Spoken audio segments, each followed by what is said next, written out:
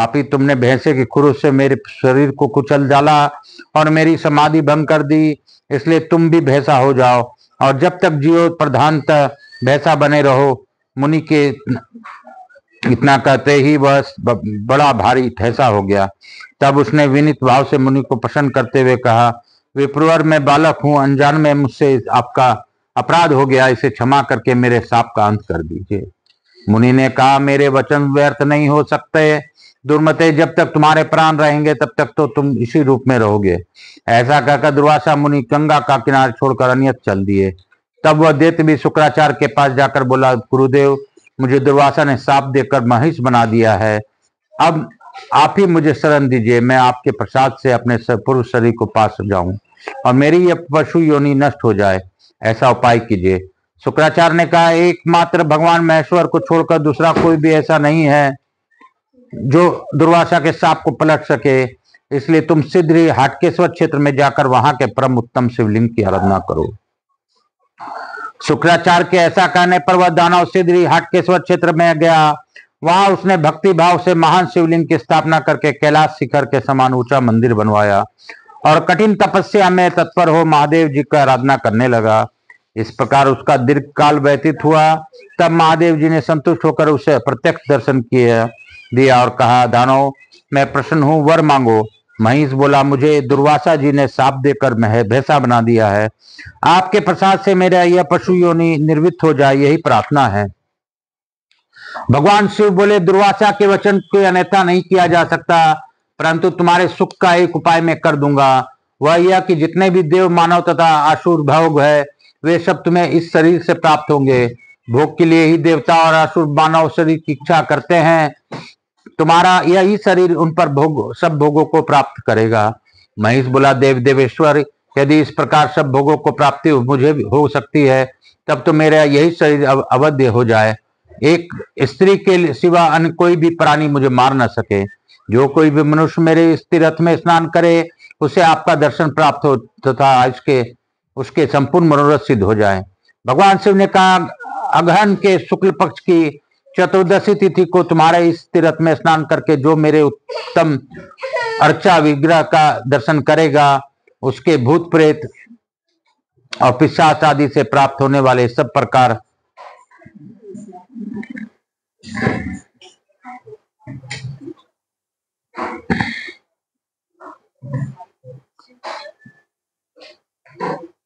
विष आदि से प्राप्त होने वाले सब प्रकार से दोष नष्ट हो जाएंगे और क्षय आदि रोगों को भी निर्वित हो जाएगी। इतना कहकर देवेश्वर भगवान शिव अंतर्ध्यान हो गए। तब महिष भी अपने स्थान को लौट गया और जब सब दानवों को बुलाकर उनकी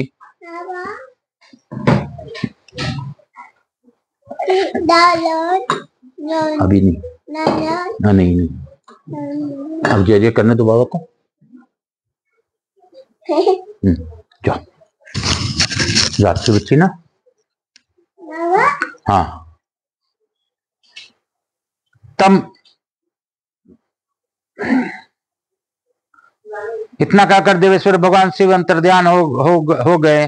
तब महिष भी अपने स्थान को लौट कर गया और जब सब दानवों को बुलाकर उनकी सभा के आभास युक्त होकर बोला, दानवों, देवताओं ने श्री विष्णु के आगे रखकर मेरे पिता, पितृव्य तथा अन्य पूर्वजों को वध किया है, तब मैं महायुद्ध में उन देवताओं का नाश करूंगा और उनके हाथ में त्रिलोकी को छीन लूंगा। तब उन दानवों ने कहा, आपने ठीक कहा है, हम आज ही चलकर युद्ध में देवताओं को मार डाल भगाएंगे और स्वर्ग में दिव्य भोगों का भोग करते हुए सुख से रहेंगे।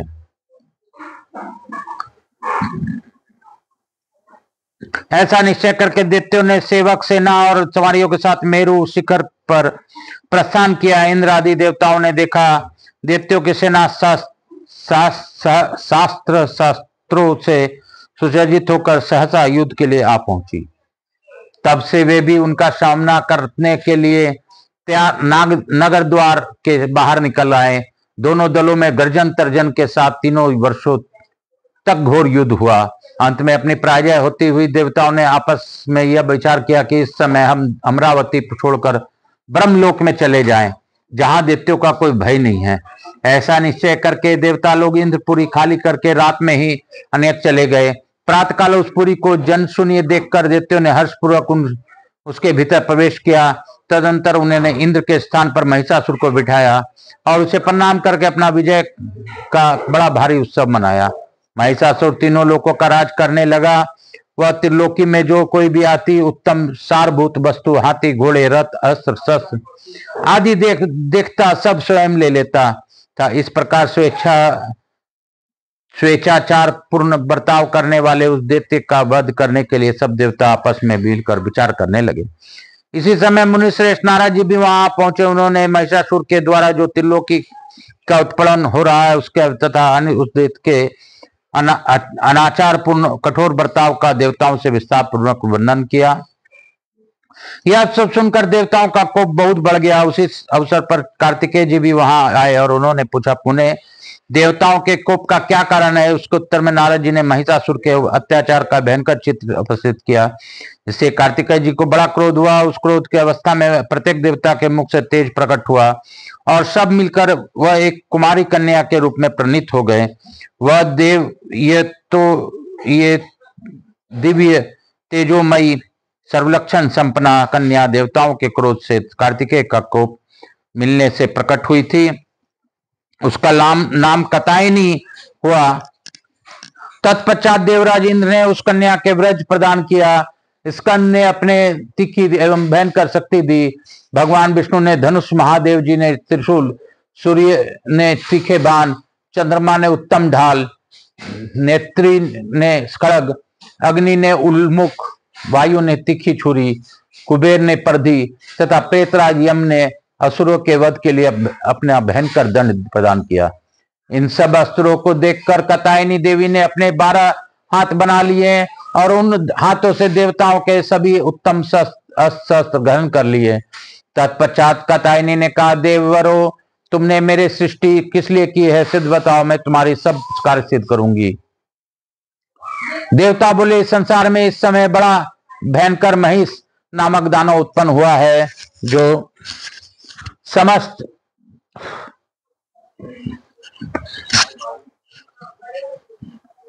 प्राणियों तथा विशेषतः मनुष्यों के लिए अवैध है। एकमात्र स्त्री को छोड़कर दूसरा कोई उसे मार नहीं सकता, इसलिए हमने तुम्हें उत्पन्न किया है। अब तुम श्रेष्ठ शिखर पर्वत विंध्याचल पर जाओ और वहां उग्र तपस्या करो, जिससे तुम्हारी तेज की वृद्धि हो। जब हम तुम्हें तेज से संपन्न जान लेंगे तब तुम्हें आगे करके उस दुष्ट आत्मा के साथ युद्ध करेंगे। तदंतर तुम्हारे वान से दग्ध होकर वह मृत्यु को प्राप्त होगा। देवताओं का यह बात सुनकर परमेश्वरी कात्यायनी ने कहा, देवताओं, आप लोग शीघ्र मुझे कोई वरदान प्रदान कीजिए, वाहन प्रदान कीजिए। तब भगवती पार्वती ने कात्यायनी के सवारी के लिए सिंह दिया। देवी कात्यायनी उसी क्षण सिंह पर आरूढ़ हो विंध्याचल पर्वत की ओर प्रस्थित हुई और उसके मनोहर शिखर पर पहुंचकर व्रत उपवास से संलग्न हो महादेव जी का ध्यान करते हुए इंद्र संयम पूर्वक तपस्या में संलग्न हो गई। ज्यों ज्यों उनकी तप की वृद्धि होती त्यों त्यों ही शरीर में रूप और कांति भी बढ़ती जाती थी। उस समय दैत्येश्वर महिष के समय सेवक वहां आए और अद्भुत रूप धारण करने वाली इस व्रत परायण देवी को देखकर लौट गए। वहां उन्होंने दुष्ट आत्मा महिषासुर से इस प्रकार कहा, देव, हमने पृथ्वी पर भ्रमण करके एक अपूर्व कुमारी कन्या देखी है जो विंध्याचल पर्वत पर तपस्या करती है। उसका 12 हाथ है और उन हाथों में नाना प्रकार के अस्त्र शोभा पा रहे हैं। उसका सौंदर्य अद्भुत है। सेवकों का यह वचन सुनकर महिषासुर तत्काल कामदेव के वश में हो गया और बड़ी भारी सेना के साथ वह उस स्थान पर गया जहां वह कन्या बैठी थी। उसे देखते ही वह दानव काम बांध से आहत हो गया और अपनी सेना को दूर रखकर अकेला ही देवी के सामने उपस्थित हुआ। निकट पहुंचकर वह इस प्रकार बोला, सुंदरी, यह व्रत और तपस्या तो तुम्हारी युवावस्था का विपरीत है, अतः यह सब छोड़कर तुम त्रिलोक के राज्य की महारानी बनो। तुमने मेरे नाम सुना होगा, मैं दानवराज महिष हूँ जिसने द्वंद्व युद्ध में इंद्र को परास्त किया है। इस समय त्रिभुवन का राज मेरे अधीन है, अतः तुम मेरी प्राण वल्लभा पत्नी हो जाओ। मेरे सहस्त्रों भार्याएं हैं, वे सब तुम्हारी दासियां हो जाएंगी। उसकी यह बात सुनकर परमेश्वरी कात्यायनी को आंखें कोप से लाल हो गई। उन्होंने उस दानव से फटकार कर कहा, पापाचारी, मुझे तुझे धिक्कार है, तू मुझे कुमार व्रत धारण करने वाली कन्या से इस प्रकार काम कलुषित चित होकर क्यों ऐसा बात करता रहा है? मैं तेरा नाश कर डालूंगा। महिषासुर बोला, सुंदरी तुम गंधर्व विवाह से मुझे आत्मदान करो। उसकी यह बात सुनकर देवी ने उसके मुंह से एक बाण मारा। वह बाण बांबी में घुसने वाले सर्प की भांति उसके मुंह में समा गया। महिषासुर चीख उठा, उसके मुंह खून की धारा बहने लगी। वह देवी के हाथ पास से लौट गया और उसने सैनिकों से बोला, इस दुष्टा स्त्री को जीती जागती पकड़ लाओ, इसे मेरी पत्नी बनाना ही होगा। महिषासुर की आज्ञा पाकर सब दानव का बौछार करते हुए देवी की ओर दौड़े। उन्हें निकट आया देख देवी ने खिलवाड़ में ही महाबाणों का प्रहार करके उन सब के मर्म स्थानों को छेद डाला। कितने मृत्यु को प्राप्त हो गए और बहुत से दैत्य घायल होकर सब दिशाओं में भाग गए। अपने सेना को तितर बितर हुए देख महिषासुर क्रोध से भरा हुआ स्वयं ही देवी की ओर दौड़ा। उसने भयानक गर्जना की। उसे देखकर कात्यायनी ने बड़े जोर से अट्टहास किया। उस सबसे तीनों लोग गूंज उठे। देवी के अट्टहास युक्त मुख से सैकड़ों पुलिंद, सबर, मलेच्छ, शक और यवन आदि प्रकट हुए। तब देवी ने उन्हें आज्ञा दी, तुम सब लोग इस दुष्टात्मा महिषासुर की सेना के इन बलोन्मत्त दैत्यों को सिद्ध वध करो। उनका यह आदेश सुनकर वे बलवान और दुर्धर्ष वीर दैत्यों की सेना की ओर दौड़े। फिर तो उनमें बड़ा भयंकर युद्ध प्रारंभ हो गया। उस समय किसी को अपने पराये का भान न रहा। देवी के उत्पन्न किए हुए योद्धाओं ने सब दानवों का उत्साह भंग कर दिया। कितने ही दैत्य उनके द्वारा मौत के घाट उतार दिए गए तथा कितने ही उनके भीषण प्रहारों से जर्जर हो गए। अपनी सेना का पांव उखड़ता देख महिषासुर क्रोध से उन्मत्त हो उठा और देवी से कठोर वाणी में बोला, ओ पापिनी, अब तक तुझे स्त्री समझकर मैंने युद्ध से नहीं मारा, अब तुम मेरे प्रभाव देख। ऐसा कहकर महिषासुर के सिंह के प्रहार से देवी के ऊपर शिलाखंड फेंके और उन्हें बार बार फटकारा। उस दैत्य को इस अपने पास आया देख देवी क्रोध पूर्वक आगे बढ़ी और बड़े वेग से उसके पीठ पर चढ़ गई। चढ़कर उन्होंने लात से इतना मारा कि वह लौलान हो गया और आकाश में उछलकर जोर जोर से चित्कार करने लगा। इसी बीच में देवी की ही ज्योति प्रकट हुए सिंह ने आकर तीखी दाढ़ों से अग्रभाग से क्रोध पूर्वक उस दैत्य के पिछले अंगों को पकड़ लिया। फिर तो देवी के पैरों में से दबा हुआ वह दानव स्थिर हो गया, एक पग ही हिल डुल नहीं सका। उस विवस्था की दशा में वह केवल भयंकर चित्कार करता रहा। इसी समय इंद्र आदि सब देवता वहां आ पहुंचे और आकाश में स्थित होकर बोले, देवेश्वरी, इस तीखे तलवार से सीधी इसका मस्तक काट डालो। देवताओं का यह वचन सुनकर देवी ने महिषासुर को मोटी गिरवा पर खड़क का प्रहार किया। उस खड़क के आघात से दैत्य की गिरवा के दो टुकड़े हो गए। उस देवताओं का बड़ा प्रसन्नता हुई। उस समय वह महिषासुर महेश रूप त्याग कर ढाल और तलवार के लिए एक तेजस्वी पुरुष के रूप में प्रकट हो गया और देवी पर खड़क का प्रहार करना ही चाहता था कि देवी ने उसकी चोटी पकड़ ली और उसके शरीर का नाश करने के लिए तलवार उठाई और यह देख वह दुर्गा देवी की स्तुति करने लगा। दानव बोला, देवी आपकी जय हो, अचिंत्य शक्ति आपकी जय हो, सब देवताओं की स्वामी आपकी जय हो, सर्वव्यापिनी देवी आपकी जय हो, सर्वजन प्रिय आपकी जय हो, सबका मनोरथ पूर्ण करने वाली देवी आपकी जय हो, त्रिभुवन सुंदरी आपकी जय हो, भक्तजनों की आनंद देने वाली देवी आपकी जय हो, दैत्यों का विनाश करने वाली आपकी जय हो। देवी आपके कहीं से भी भय नहीं है, आप तीनों लोगों की रक्षा के लिए उद्यत है, अतः मुझ पर कृपा प्रसाद कीजिए, प्राणों की रक्षा और दया की भिक्षा दीजिए। मैं आपके चरणों की शरण में पड़ा हुआ अत्यंत दीन और विनीत हूँ, मुझ पर अनुग्रह कीजिए। देवी में हिरण्याक्ष का पुत्र चित्रसम हूँ। महर्षि दुर्वासा ने शाप देकर मुझे महर्षि बना दिया था, आज आपने मेरे उद्धार कर दिया, साथ ही मेरे वीर दर्प भी गल गए। सुरेश्वरी, अब मैं आपके चरणों का किंकर होकर रहूंगा। सब दानवों का विनाश करने वाली सर्वव्यापिनी देवी आपकी जय हो। महिषासुर का यह दिन वचन सुनकर देवी की दया आ गई। वे आकाश में खड़े हुए देवताओं से बोले, देवगण, अब मैं क्या करूं? देवता बोले, देवेश्वरी, यदि उस उद्दम दानव का वध नहीं करोगी तब तो यह समस्त चराचर प्राणियों सहित तीनों लोकों का विनाश कर डालेगा। फिर तो तुम्हारे प्रादुर्भाव के निमित्त किया हुआ हमारा सारा परिश्रम व्यर्थ होगा, और तुमने भी जो यह युद्ध करने का सारा कष्ट सहन किया है, इसका भी कोई अच्छा परिणाम नहीं निकलेगा। देवी ने कहा, देवताओं, न तो मैं इसे मारूंगी और न छोड़ूंगी, सदा इसकी चोटी पकड़कर इसे अपने हाथ में ही रखूंगी। देवता बोले, महाभागे, तुम्हारा कथन ठीक है, इस समय ऐसा ही करना उचित होगा। जो मनुष्य इस रूप में स्थित हुए तुम्हारी पूजा करेगा, उसे तुम्हारी दुर्लभ दर्शन प्राप्त होगा। आज से विंध्यवासिनी देवी के नाम से तुम्हारी व्याख्याति होगी। अश्वनी मास के शुक्ल पक्ष की में अष्टमी नवमी तिथि को मनुष्य तुम्हारी भक्ति पूर्वक पूजा करेगा, उसे एक वर्ष तक कोई रोग, भय और तिरस्कार आदि का प्राप्ति नहीं होगी। उसके लिए अकाल मृत्यु तथा चोर आदि का उपद्रव भी नहीं रहेगा। सूर्य जी कहते हैं, देवता लोग ऐसा कर अपने अपने स्थान को चले गए। इंद्र ने दीर्घकाल के बाद त्रिलोकी का अकंटक राज्य प्राप्त किया। तदंतर सब लोग सुखी हो गए। देवता पुनः तीनों लोक में यज्ञ भाग से के भोक्ता हुए। अनर्थ देश में सुरत नाम से प्रसिद्ध एक राजा हो गए हैं। उन्होंने उत्तम भक्ति पूर्वक हाटकेश्वर क्षेत्र में देवी की स्थापना की है।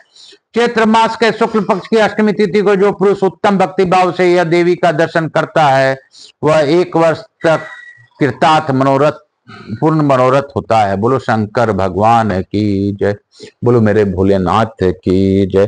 काल हर दुख हर दारी धरा कष्ट हर, हर हर महादेव शंभु शंभु। बोल बम का नारा है, बाबा एक सहारा है। भजा कर तु श्री शिवाय नमस्तुभ्यम, जपा कर तु श्री शिवाय नमस्तुभ्यम। जीवन का है ये सार, श्री शिवाय नमस्तुभ्यम, श्री शिवाय नमस्तुभ्यम। कपूर गौरम करुणावतारम संसार सारम, भुजगेन्द्रहारम सदा वसंतम हृदयारविंदे, भवम भवानी सहितम नमामि। श्री राम जय राम जय जय राम, श्री राम जय राम जय जय राम, श्री राम जय राम जय जय राम, श्री राम जय राम जय जय, श्री राम जय राम जय जय राम, श्री राम जय राम जय जय राम, श्री राम जय राम। यहाँ के स्थान देवता, वास्तु देवता, गणेश जी महाराज, लक्ष्मी जी महाराज, रिद्धि से शुभ लाभ। राधा कृष्ण की जय, महाकाल राजा की जय, राधा कृष्ण। माता देवी, पितृदेव, सपुत्र, समस्त देवी देवताभ्यो नमो नमः। मैं अपने भोलेनाथ को धन्यवाद देते हुए भक्तों को करके स्कंद पुराण का पूजन करते हुए, शीतलीकरण करते हुए, प्रथम पूज देव गणपति गणेश जी महाराज, लक्ष्मी जी महाराज, रिद्धि सिद्धि शुभ लाभ कुबेर जी महाराज से अनुरोध करता हूँ कि आप हमारे यहाँ निवास रहकर अखंड कृपा बनाए रखें। और अवायक समझ देवी देवताओं से अनुरोध करता हूँ कि आप सभी लोग को आशीर्वाद प्रदान कर अपने स्थान को गमन करें। पुनः बुलाने पर पधार का आशीर्वाद दें। मैं अपने भोलेनाथ मैया पार्वती को धन्यवाद देता हूँ कि उन्होंने भावपूर्वक इस अद्भुत कथायनी रूप की कथा को श्रवण कराकर विंध्यवासिनी के बारे में बतलाया। लोगों को सही कथा, सही बातें मालूम नहीं, फिर भी आपने आज हमें दया करके सभी बातें बताई। आपकी कृपा से हमने महिषासुर का वध का वर्णन सुना। बाबा सभी पर अपनी खंड कृपा बनाए रखें। मैं अपने भोलेनाथ मैया पार्वती से अनुरोध करता हूं सबको आशीर्वाद प्रदान कर, जो इस कथा का सब्सक्राइब करें, उनके जीवन में कोई भी कष्ट हो तो बाबा आप सहायता करें, और जो इस कथा का श्रवण करें उन्हें श्रवण का लाभ दीजिए। काल हरा दुखहरा दारी धरा कष्ट हरा, हर हर महादेव शंभु शंभु। बोल बम का नारा है, बाबा एक सहारा है।